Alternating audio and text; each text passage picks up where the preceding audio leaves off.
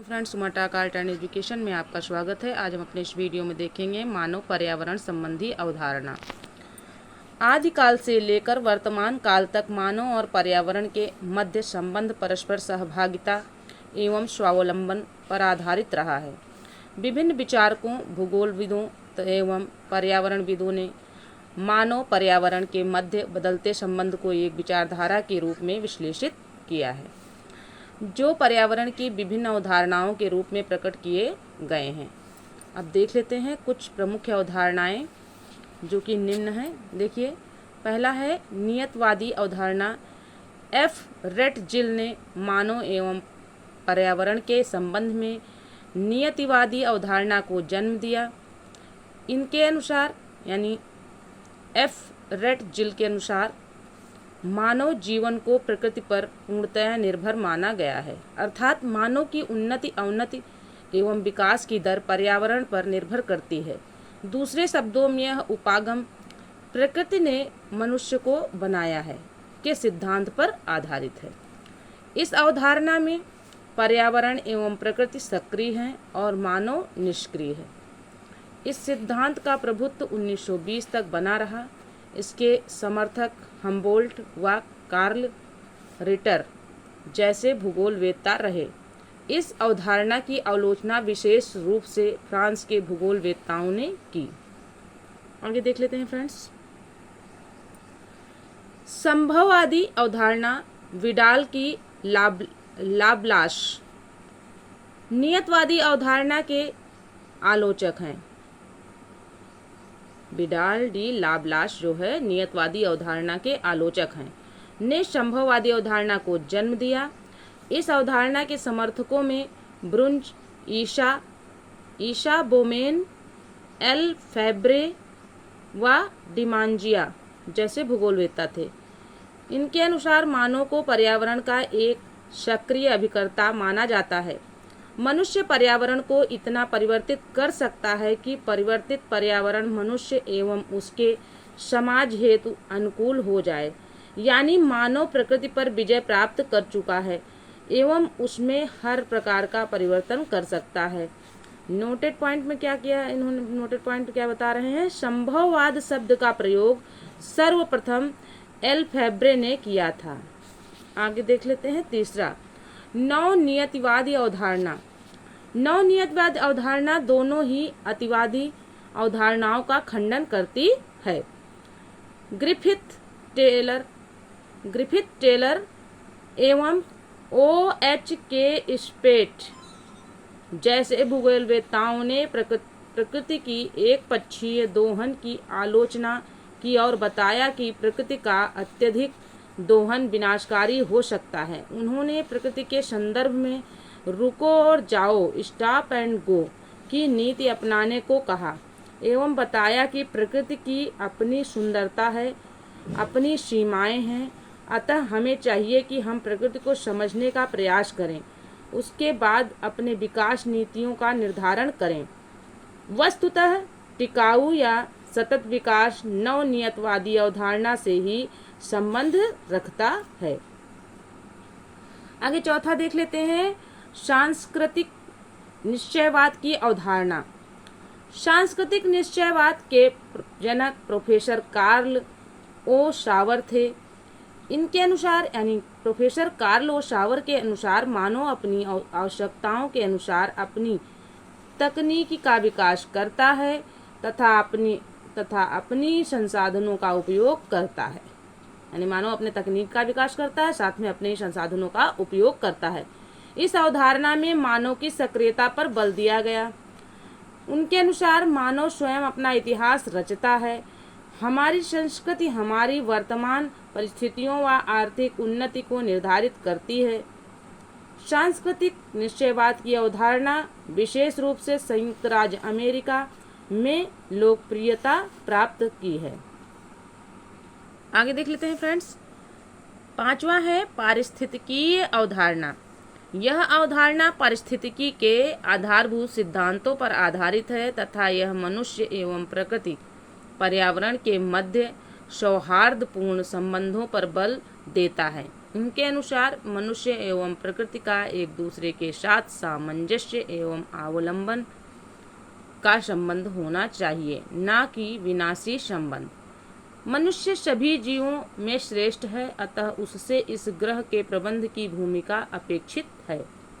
यह प्रबंधन परिस्थितिकी संतुलन को कायम करेगा। हमारा पर्यावरण एक बंद तंत्र है एवं इसके साधन सीमित हैं। हमारा पर्यावरण कैसा है? एक बंद तंत्र है और इसके साधन कैसे हैं? सीमित हैं। जिनके निर्माण की प्रक्रिया धीमी है, अतः इन संसाधनों का उपयोग उचित तरीके से एवं विवेकपूर्ण होना चाहिए। आगे देखते हैं। पर्यावरण में एक अंतः निर्मित स्वतः नियंत्रक क्रियाविधि होती है, जिसे हेमियोस्टेटिक क्रियाविधि कहते हैं। मनुष्य अपने क्रियाकलापों द्वारा इसमें परिवर्तन करता है। जब यह परिवर्तन सहन सीमा से अधिक हो जाता है तो विभिन्न भयावह समस्याएं उत्पन्न होती हैं, जो मनुष्य सहित पूरे प्रकृति के लिए विनाशक होती हैं। राष्ट्र का विकास एवं स्थिरता पारिस्थितिकीय स्थिरता पर निर्भर करता है। अमेरिका की प्रसिद्ध भूगोलवेत्ता मिस शैम्पल के अनुसार मानव अपने पर्यावरण की उत्पत्ति है। चार्ल्स डार्विन के अनुसार मानव अपने पर्यावरण में संघर्ष करके वर्तमान स्वरूप में पहुंचा है। आगे देख लेते हैं। सतत विकास, सस्टेनेबल डेवलपमेंट।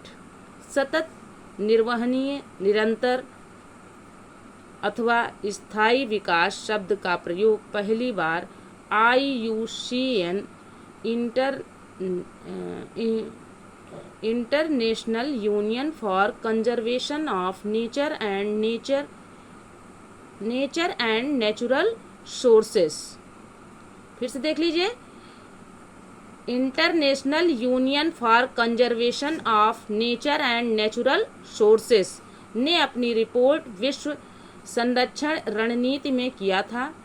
1987 में WCED world commission on environment and development ने आवर कॉमन फ्यूचर नामक रिपोर्ट में इस शब्द की परिभाषा और कार्य पद्धति की व्याख्या की, जिसे कि UNO ने स्वीकार कर लिया। इस रिपोर्ट के अनुसार सतत विकास वह विकास है जिसके अंतर्गत भावी पीढ़ियों के लिए आवश्यकताओं की पूर्ति करने की क्षमताओं से समझौता किए बिना वर्तमान पीढ़ी की आवश्यकताओं को पूरा किया जाता है। यानी आर्थिक विकास और पर्यावरण सुरक्षा के मध्य एक वांछित संतुलन बनाए रखना ही निर्वहनीय या सतत विकास है। प्रथम पृथ्वी शिखर सम्मेलन 1992 में घोषित एजेंडा 21 रियो घोषणा में सतत विकास के प्रति पूर्ण समर्थन व्यक्त किया गया। 2012 के रियो 20 सम्मेलन के घोषणा पत्र का शीर्षक द फ्यूचर वी वांट था। इस सम्मेलन में भारत ने हरित अर्थव्यवस्था को प्रोत्साहित करने की आवश्यकता पर बल दिया था। आगे देख लेते हैं नोटेड पॉइंट में क्या है। सतत विकास या स्थायी विकास की अवधारणा के सर्वप्रथम प्रतिपादक ब्रंटलैंड 1987 थे। स्थायी विकास प्राकृतिक संसाधनों के उपयोग के संदर्भ में अंतर पीढ़ीगत संवेदनशीलता की घटना है। अब कुछ महत्वपूर्ण तथ्य देख लेते हैं। जैव संसाधन तथा सतत विकास संस्थान जैव संसाधन तथा सतत विकास संस्थान इम्फाल मणिपुर में है। सतत विकास के 4 मानक हैं। अब ये 4 मानक देख लेते हैं कौन कौन से हैं। अंतर पीढ़ीगत समता, दूसरा है अंतरा पीढ़ीगत समता, तीसरा है लैंगिक असमानता एवं वहन क्षमता।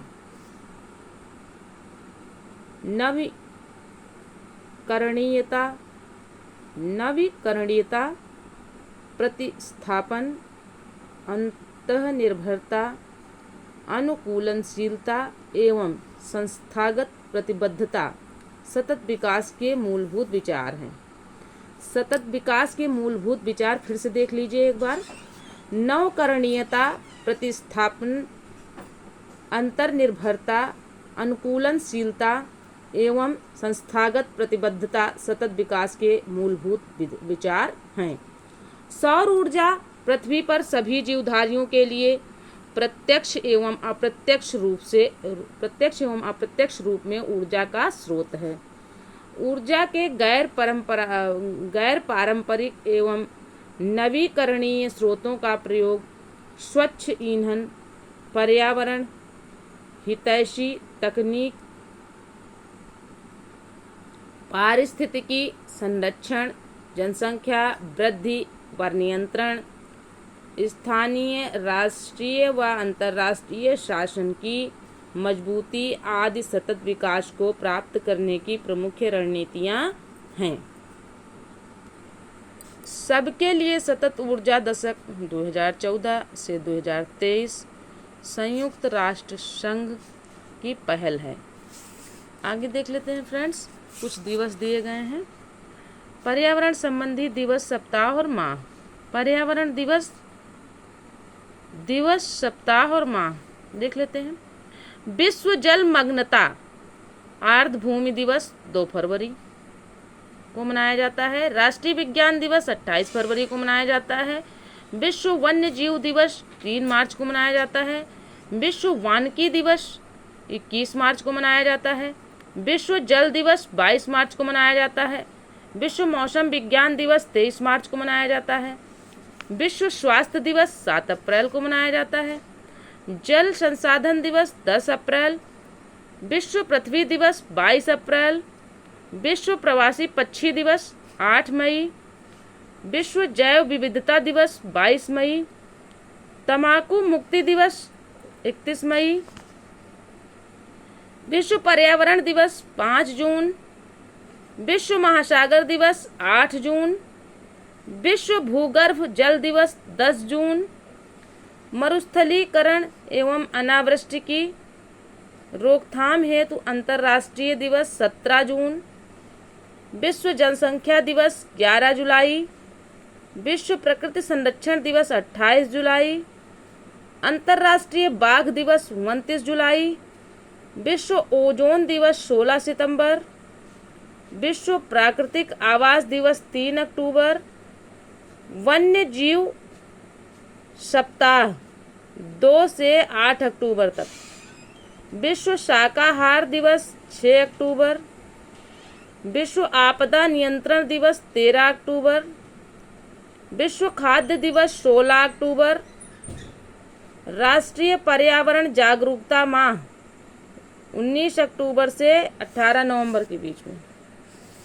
राष्ट्रीय पक्षी दिवस 12 नवंबर। विश्व शौचालय दिवस 19 नवंबर। विश्व पर्यावरण संरक्षण दिवस 28 नवंबर।